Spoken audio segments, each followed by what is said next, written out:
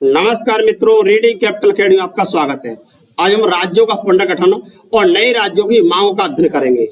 राज्यों का पुनर्गठन किया जाता है और नए राज्यों की मांग की जाती है। तो किस तरह से राज्यों का पुनर्गठन किया गया, किस आयोग ने इसकी सिफारिश की और किस तरह से नए राज्यों की मांग की जाती है, इसका अध्ययन हमको करना है। तो मित्रों, भारत में सहयोग संघवात्मक शासन प्रणाली अपनाई गई है। सहयोगी संघवाद क्या होता है? यहाँ शक्तियों का विभाजन केंद्र और राज्य के बीच किया जाता है। जहां शक्तियों का विभाजन संघ और राज्यों के बीच किया जाता है उसे सहयोगी संघात्मक कहा जाता है। जैसे भारत में सहयोगी संघात्मक प्रणाली है। ठीक है मित्रों, भारत में नए राज्यों की मांगों को लेकर के आंदोलन होते रहे। नए राज्यों का निर्माण किया जाए, पुराने राज्यों का विभाजन किया जाए, इसको लेकर के समय समय पर मांग होती रही है। इसके लिए समितियां और आयोग का गठन भी किया जाता रहा है।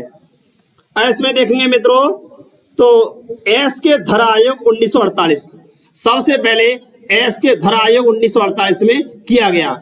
इस आयोग का गठन क्यों किया गया था? नए राज्यों का निर्माण कैसे किया जाए। तो संविधान सभा के अध्यक्ष डॉक्टर राजेंद्र प्रसाद ने भाषा के आधार पर राज्यों के पुनर्गठन किया जाए या नहीं। डॉक्टर राजेंद्र प्रसाद संविधान सभा के अध्यक्ष थे। इन्होंने एस के धर की अध्यक्षता में एक आयोग गठन किया। इस आयोग का लक्ष्य था कि भाषा के आधार पर राज्यों का पुनर्गठन किया जाए या नहीं किया जाए, इसके लिए इसको सिफारिश करनी थी। तो ये 4 सदस्यीय आयोग था। इस आयोग ने भाषा के आधार पर राज्यों के पुनर्गठन का विरोध किया। इस तरह से एस के धरा आयोग ने कहा कि भाषा के आधार पर राज्य नहीं बनाए जा सकते, बल्कि प्रशासन की सुविधा के आधार पर राज्यों का निर्माण किया जाना चाहिए और प्रशासनिक सुविधा के आधार पर राज्यों का निर्माण किया जाना चाहिए। इस रिपोर्ट का तीव्र विरोध हुआ। इस तरह से क्रम से पूछा जाए कि भाषा के आधार पर सबसे पहले किस आयोग ने विरोध किया था, तो एस के धरा आयोग ने। एस के धरा आयोग 1948 बनाया गया। इसने भाषा के आधार पर राज्य के निर्माण का विरोध किया था और प्रशासन की सुविधा के आधार पर राज्यों के पुनर्गठन की सिफारिश की थी। नेक्स्ट है जेवीपी समिति। 1949 में जेवीपी समिति बनाई गई। यह धरा आयोग की समीक्षा के लिए बनाई गई थी। कांग्रेस समिति ने धरा आयोग की समीक्षा के लिए जयपुर अधिवेशन में जवाहरलाल नेहरू, वल्लभ भाई पटेल और पट्टाभी सीतारामैया की एक समिति बनाई। इस तरह से इसे जेवीपी समिति कहा जाता है। एस के धरा आयोग की सिफारिश से जब अस्वीकार कर दी गई थी, इस तरह से जेवीपी समिति बनाई गई थी, क्योंकि एस के धरा आयोग ने भाषा के आधार पर राज्यों की मांग का विरोध कर दिया था। इस तरह से इस समिति ने भी भाषा के आधार पर राज्यों के पुनर्गठन का विरोध कर दिया। इस तरह से जेवीपी समिति और एस के धरा आयोग दोनों ने ही भाषा के आधार पर राज्यों के पुनर्गठन का विरोध किया और प्रशासन की सुविधा के आधार पर राज्यों के पुनर्गठन की सिफारिश की थी। और नेक्स्ट देखेंगे मित्रों, पोटी श्री रामुलु का आंदोलन। अब क्या होता है, एस के धरा आयोग की रिपोर्ट आ जाती है, जेवीपी समिति की रिपोर्ट आ जाती है। तो जेवीपी समिति की रिपोर्ट के बाद मद्रास प्रांत के तेलुगु भाषियों ने पोटी श्री रामुलु के नेतृत्व में तेलुगु भाषा के आधार पर राज्यों के बनाने की मांग की। इस तरह से पोटू श्री रामुलु द्वारा तेलुगु भाषा के आधार पर आंध्र प्रदेश राज्य बनाए जाने की मांग की जाती है। लेकिन ये सरकार शुरुआत में भाषा के आधार पर राज्यों के पुनर्गठन की मांग को स्वीकार नहीं करती है। जैसे कि आप देख रहे हैं, एस के धरा आयोग में स्वीकार नहीं किया, जेवीपी समिति की सिफारिश में स्वीकार नहीं किया था।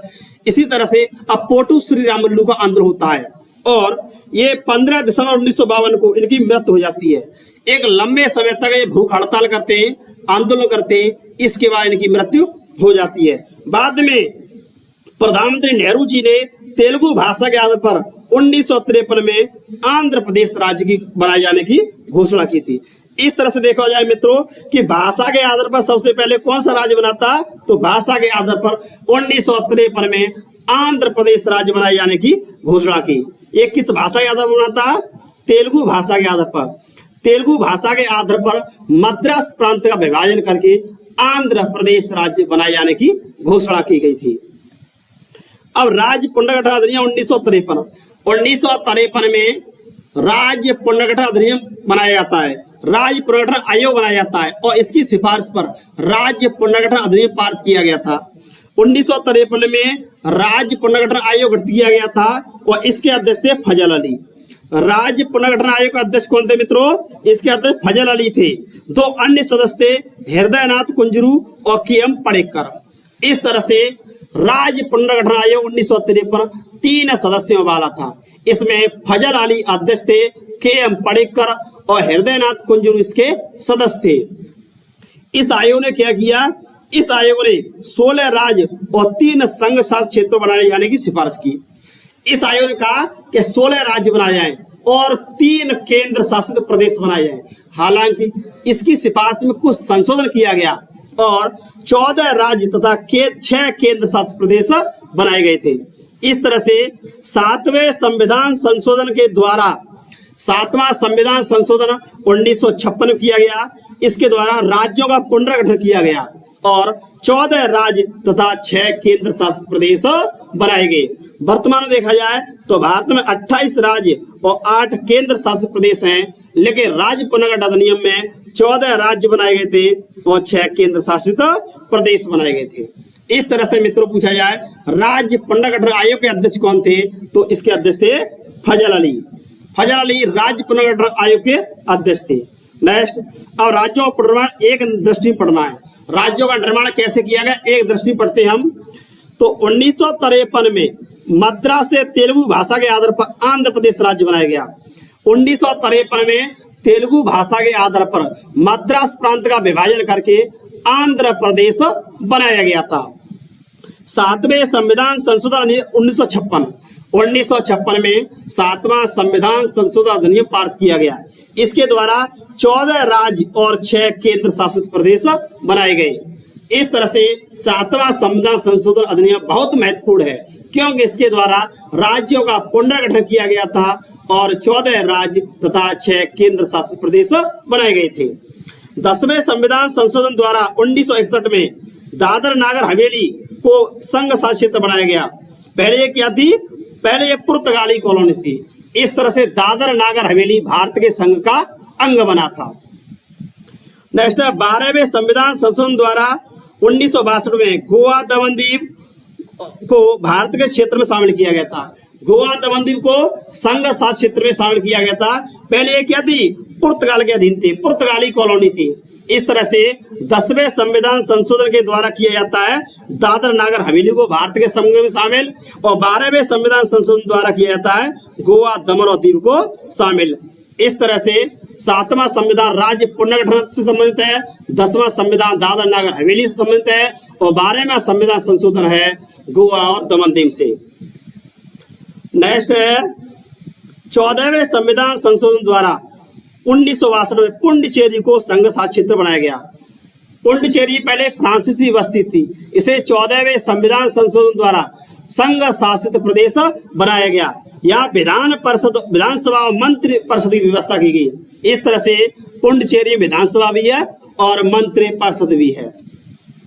इसी तरह देखा जाए मित्रों 13वें संविधान संशोधन द्वारा क्या किया गया था? असम से अलग करके 1953 में पहाड़ी आदिवासी राज्य नागालैंड बनाया गया था। इस तरह से 1963 में नागालैंड राज्य बनाया गया, ये असम का विभाजन करके। 1960 में क्या किया जाता है? बॉम्बे प्रांत का विभाजन करके महाराष्ट्र और गुजरात बनाए जाते हैं। 1960 में बॉम्बे प्रांत का विभाजन करके महाराष्ट्र और गुजरात मराठी भाषा और गुजराती भाषा के आधार पर बनाए जाते हैं। 1966 में पंजाब क्षेत्र का विभाजन करके पंजाब और हरियाणा बनाए गए थे। इस तरह से 1966 में पंजाब और हरियाणा राज्य बनाए जाते हैं। 1971 में पंजाब से पृथक करके हिमाचल प्रदेश को पूर्ण राज्य बनाया जाता है। इस तरह से हिमाचल प्रदेश किससे बना था? पंजाब से। हरियाणा किससे बना? पंजाब से। नेक्स्ट 1972 में असम का विभाजन करके मेघालय, मणिपुर और त्रिपुरा राज्य बनाए गए। इस तरह से पूर्वोत्तर में मेघालय, मणिपुर, त्रिपुरा राज्य हैं, यह पहले असम में शामिल थे। 1975 में 36वें संशोधन द्वारा सिक्किम भारत का अंग बना। सिक्किम पहले भारत में शामिल नहीं था, लेकिन 36 अमेंडमेंट द्वारा सिक्किम भारत का अभिन्न अंग बनाया गया था। 1987 में असम का विभाजन करके मिजोरम और अरुणाचल प्रदेश बनाए गए। इस तरह से मिजोरम और अरुणाचल प्रदेश बनाए गए थे। 1987 में गोवा को राज्य का दर्जा दिया गया था। पहले गोवा क्या था? केंद्र शासित प्रदेश, लेकिन 1987 में गोवा को पूर्ण राज्य का दर्जा दे दिया गया था। पहले गोवा पुर्तगाली कॉलोनी थी। 1 नवंबर 2000 को मध्य प्रदेश का विभाजन करके छत्तीसगढ़ 26वां राज्य बना। इस तरह से छत्तीसगढ़ 26वां राज्य बना और ये किससे बनाया गया था? मध्य प्रदेश से। 9 नवंबर सन 2000 को उत्तर प्रदेश का विभाजन करके उत्तराखंड भारत का 27वां राज्य बना। उत्तर प्रदेश से विभाजन करके उत्तराखंड बनाया गया। मध्य प्रदेश का विभाजन करके छत्तीसगढ़ बनाया गया था। 15 नवंबर 2000 को बिहार का विभाजन करके झारखंड राज्य बनाया गया। इस तरह से झारखंड 28वां राज्य बना था। 2 जून 2014 को आंध्र प्रदेश का पुनर्गठन करके तेलंगाना 29वां राज्य बना। इस तरह से आंध्र प्रदेश का विभाजन करके तेलंगाना बनाया गया और भाषा के आधार पर सबसे पहले आंध्र प्रदेश बनाया गया था। 31 अक्टूबर 2019 को जम्मू कश्मीर राज्य का विभाजन करके जम्मू कश्मीर और लद्दाख नामक केंद्र शासित प्रदेश बनाए गए। इस तरह से अब जम्मू कश्मीर एक संघ शासित प्रदेश है। लद्दाख को से अलग कर दिया गया है। 26 जनवरी 2020 को क्या किया गया? 26 जनवरी 2020 को दादर नागर हवेली और दमन दीव का विलय करके एक संघ शासित प्रदेश बनाया गया। इस तरह से दादर नागर हवेली और दमन दीव अब एक कर दिए गए और ये केंद्र शासित प्रदेश हैं। इस तरह से मित्रों हमने राज्यों के पुनर्गठन अध्ययन किया, एक दृष्टि में अध्ययन किया। इस तरह से हमने देखा कि राज्यों का पुनर्गठन 1948 में एस के धर समिति और जेबीपी समिति और राज्य पुनर्गठन आयोग की सिफारिश पर किया जाता है। हालांकि इसमें बहुत कुछ संशोधन किया गया था। एस के धर समिति प्रारंभ में भाषा के आधार पर ठुकरा देती है। जेबीपी कमेटी भी भाषा के आधार पर राज्यों का निर्माण को ठुकरा देती है, लेकिन बाद में भाषा के आधार पर अनेक राज्य बनाए जाते हैं। धन्यवाद स्टूडेंट्स। रेडी कैपिटल एकेडमी को शेयर कीजिए, सब्सक्राइब कीजिए, लाइक कीजिए, कमेंट कीजिए। धन्यवाद स्टूडेंट।